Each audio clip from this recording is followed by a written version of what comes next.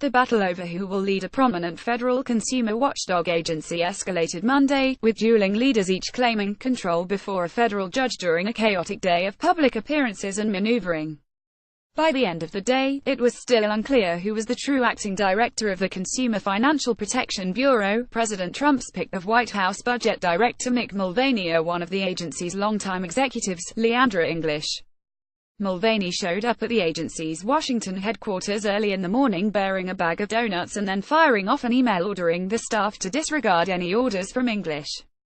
His office tweeted photos of Mulvaney taking part in office meetings, and he invited in the press to announce that he had declared a temporary freeze on hiring and rulemaking. Trump wants me to get at the agency back to the point where it can protect people without trampling on capitalism, Mulvaney said. English, meanwhile, came to the office and sent an early morning email welcoming the staff of 1,600 back from the Thanksgiving holiday and then headed to Capitol Hill, where she met with several Democratic lawmakers. She held her first public appearance before a barrage of cameras and reporters sitting alongside Sens. Charles E. Schumer D.N.Y. and Elizabeth Warren D. Mass. Barely audible, English said the lawmakers had been very helpful. Leandra English, a longtime executive with the CFPB, speaks with Senate Minority Leader Chuck Schumer D.N.Y. and Sen. Elizabeth Warren D. Mass before a meeting on Capitol Hill Monday.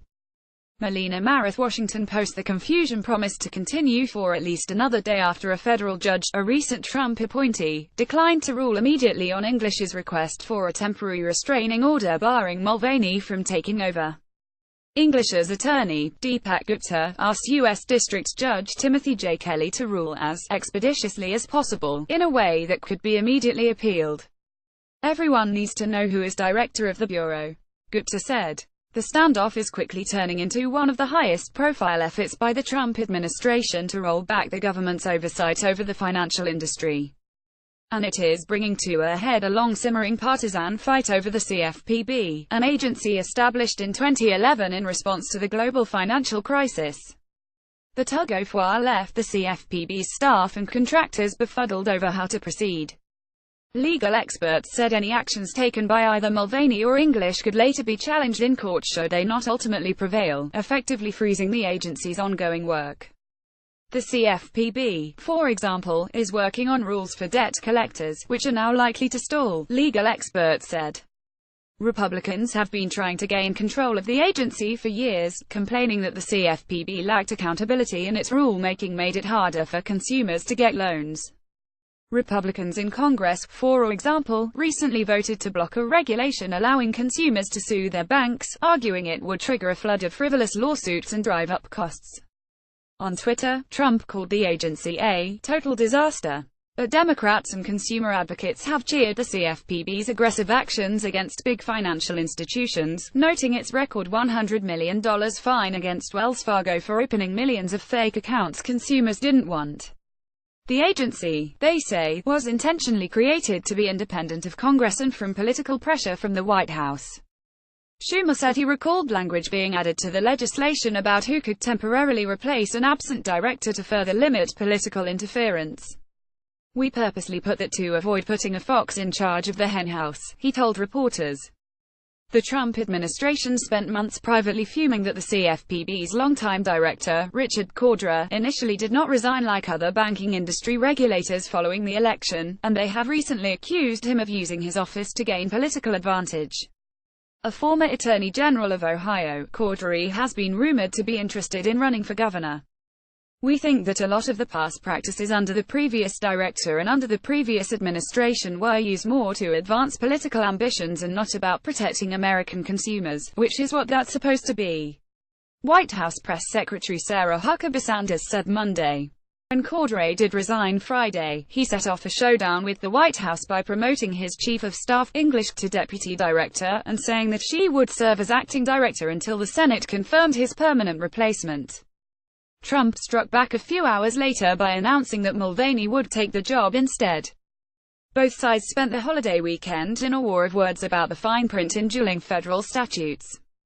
English's supporters argue that the legislation that created the agency in 2010, the Dodd-Frank Act, gave the power to appoint an acting director to Cordra. and some questioned whether Mulvaney would have the time to properly run such a large agency while also serving as the director of the Office of Management and Budget. As head of OMB, he is tasked with negotiating budget agreements with Capitol Hill. A deal must be brokered before a deadline next week to avoid a partial government shutdown. Mulvaney said he plans to work 3 days a week at the agency and 3 days at OMB. President Trump put a cloud over the agency by invoking a statute to appoint Mulvaney that doesn't apply here, said Warren, who, as a bankruptcy professor at Harvard Law School, came up with the idea for the agency. The agency has been an effective cop on the beat, and the banks don't want an effective cop on the beat. Schumer said Trump has nominated people devoted to terminating the agencies they were nominated to run. Mulvaney, he said, is only the latest in a line of Trojan horse candidates. Trump has installed new leadership at the top of several other regulatory agencies, many of which have already taken a more business-friendly tone. He is likely to follow that pattern with his eventual nominee to replace Cordra, a decision that Mulvaney said will happen quickly. Mulvaney, a frequent critic of the CFPB, once called the agency a joke. In a sick, sad way. He stood by those 2015 remarks Monday but said the concerns among some consumer advocates were overblown.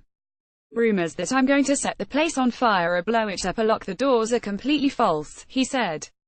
We intend to execute the laws of the United States, including the provisions of Dodd-Frank that govern the CFPB. At the court hearing, Mulvaney's attorney, Brett Shumate, a deputy assistant attorney general, was asked by the judge whether the government would agree that English would not be fired, to remove some of the urgency from the matter.